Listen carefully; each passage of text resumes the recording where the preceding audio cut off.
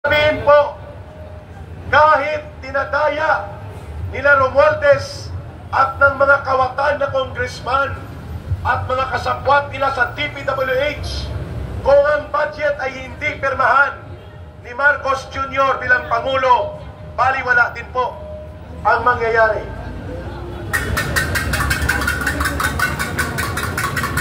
So, mga kababayan, sabayan niyo si Ka Eric, ha? Ano kanina ang panuwagan natin?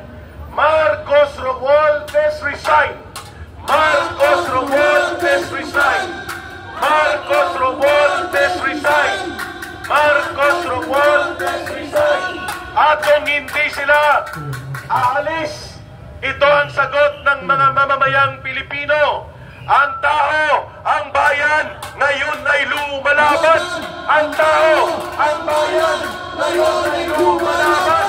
Ang tao, ang bayan, ngayon ay lumalaban. Ang tao, ang bayan, ngayon ay lumalaban. Pakinggan natin ngayon ang boses ng isa sa mga grupo ng mga retirees. Naging general ito sa Armed Forces of the Philippines. Retired na rin po ito, si General Belisardo Simoy.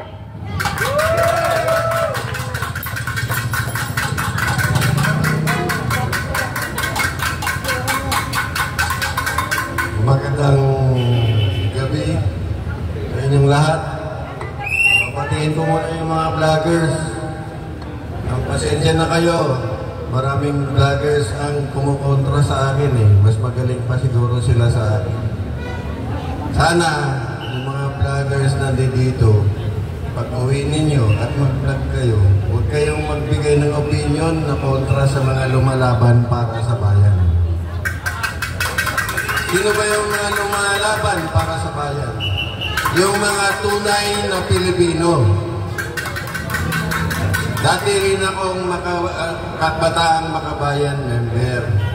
Kaya lang, sinabi ng tatay ko, if you want to change the government, try to join the government so that you can make the changes inside the government. Ngayon, 40 years na yung experience ko sa government, wala pa rin pagbabago. Simula ng high school ako, Kabataang Makabayan, nakipaglaban ako sa gobyerno. Gusto ko ngayon tumulong sa gobyerno. Pero, ano ang nangyayari? Mukha yatang walang nangyayari sa bayan natin. For more than 50 years. Ganon din ang ipinaglalaban ng Communist Party of the Philippines for 55 years. Hindi rin sila matatalo. Bakit? Ganon pa rin ang ginagawa ng gobyerno sa ating mga kababayan. Kaya nandyan pa rin ang Communist Party of the Philippines. Siguro, pag maayos ng gobyerno ang pamamalakad sa ating pamahalaan, ay mababawasan ng mga lumalaban sa gobyerno, particularly yung Communist Party of the Philippines. Hindi naman natin sila hinihiwalay sa atin. Dahil sila ay kapwa natin Pilipino. Tama naman ang ibang pinaglalaban nila, maliban sa mga propaganda na sinusunod nila sa kanilang konstitusyon. Ang Communist Party ay kunwari lang na lumalaban sa ating gobyerno, pero kunwari sumusunod sila sa ating konstitusyon. Pero sila ay merong sariling konstitusyon na sinusunod. Yun ang tama na dapat alam ng tao. Alam ang nangyayari ng ganito ay alam na alam ni Ka Eric. Magpapasalamat tayo kay Ka Eric dahil sa kanya ay nalalaman natin ang tunay na pinaglalaban ng Communist Party of the Philippines. Marami na rin akong nakasama na miyembro ng Communist Party of the Philippines. Kaya lang ang aming pagsasama ay sa magandang paraan. Tumutulong sila, kagaya ni Ka Ruben Guevara, na namatay na lang, hindi pa tapos yung pinaglalaban.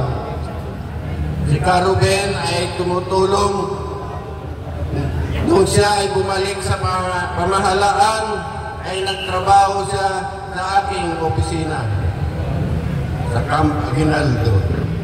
So napag-uusapan namin kung ano ang dapat gawin para sa kabutihan ng ating bayan. At marami pang iba, kagaya ng mga 36 na former active NPA commanders o mga actually 3 platoon leaders ang nakasama namin sa Davao nung kapanahonan ng Sparrow Operation. Sila rin ang nagtuturo sa amin kung saan yung mga kalaban. Bawal na bawal kasi ang maggamit ng armas sa paglaban sa ating gobyerno. Kaya ang pinaglalaban ko ngayon ay pwede natin mabago ang ating gobyerno sa mapayapang pamamaraan. Inaayawan namin ang paggamit ng dahas. Kahit kami ay nagkagaling sa Armed Forces of the Philippines, yung mga retirees, pinagbabawal namin na gumamit ng dahas dahil marami ang mga sibilyan na madadamay kung sakaling magkakaroon ng gera. Kaya dapat na intindihin natin. Ngayon, sa mga nandito, alam ko na maraming nagsisimpatya sa mga alanganin na ginagawa ng ating gobyerno. Kaya lang, yung mga nagsisimpatya ay nandun pa sa kanilang mga bahay. Takot din silang lumabas. Nag-aalanganin sila na baka maggumawa na naman ng karahasan ang ating kapulisan dahil nakita nila kung ano ang ginawa doon sa Davao sa KOJC. Na-assign ako ng Davao ng 10 taon. Wala pa yung simbahan ng KOJC doon. So alam ko kung anong nangyayari na kabutihan sa Davao. So ang karahasan ay hindi na natin dapat na maulit. Pero kung gusto naman ng iba ng tunay na karahasan, baka gusto nyo ang nangyari sa Indonesia, hindi lang ngayon. Dahil noong 1963, 1.3 million ang namatay na sibilyan doon sa Singapore bago nagising yung mga tao. Hindi, kaya ayaw natin na magkaroon ng karahasan. Dahil nakita natin sa ibang bansa na ang karahasan ay walang magandang patutunguhan, lalo na pag ang mga biktima ay sibilyan. So ngayon, nakikita natin ang korupsyon.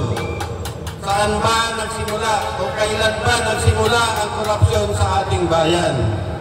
Bata pa ako, nakikita na natin yan.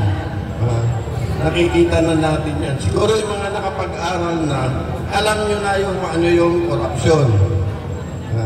Ang korupsyon ay sinasabi natin dahil sa kagagawan ng ating local government at ating national government. Hindi nila ginagawa ang tamang trabaho para sa ating mamamayan. Ano ngayon ang nakikita natin? Ano ngayon ang nakikita natin dito sa ating bayan? Ito ipinakita ng ating Senado at sa Kongreso. Magpasalamat tayo sa ngayon na nakikita natin kung gaano ka lala ang korupsyon sa ating gobyerno. Pinakita ng Kongreso at ng Senado, salamat sa kanila, kung gaano kalala ang korupsyon sa ating gobyerno. Bakit? Ang mga involved sa korupsyon ay nasa gobyerno rin. Tama! Ngayon, kung hindi nila maayos itong nangyayaring korupsyon sa ating gobyerno, sino pa ang dapat na mag-ayos para mahinto ang korupsyon? Di ba ang taong bayan? Correct! So, ipakita ng taong bayan na ayaw nila sa korupsyon. Kaya kailangan pag sinabing lumabas kayo at labanan natin ang korupsyon, sana ay marami rin ang lumabas at makihalo sa ating pinaglalaban. Ang sabi ng iba, Si General Simo, hindi lang na-appoint ko niya. Kaya ganyan. Hindi ko kailangan ng appointment. Nung pumasok ako sa Armed Forces, ang ambisyon ko lang ay makatulong sa pagbabago sa bayan. Marami ang ino-offer sa akin, pero hindi ko tinanggap dahil pag ang boss ay corrupt, hindi ako pwedeng magtrabaho sa isang boss na corrupt. Correct! Ang pinakamatinding issue ngayon ay infrastructure development, lalo na ito ang flood control projects. Naging commander ako ng 2 Army Engineer Brigade, isa sa Maguindanao, isa dito sa Metro Manila. Ang area na nakobera namin, yung brigade commander ako, 2007 to 2008 sa Maguindanao, ay buong Region 11 and Region 12, 2 region.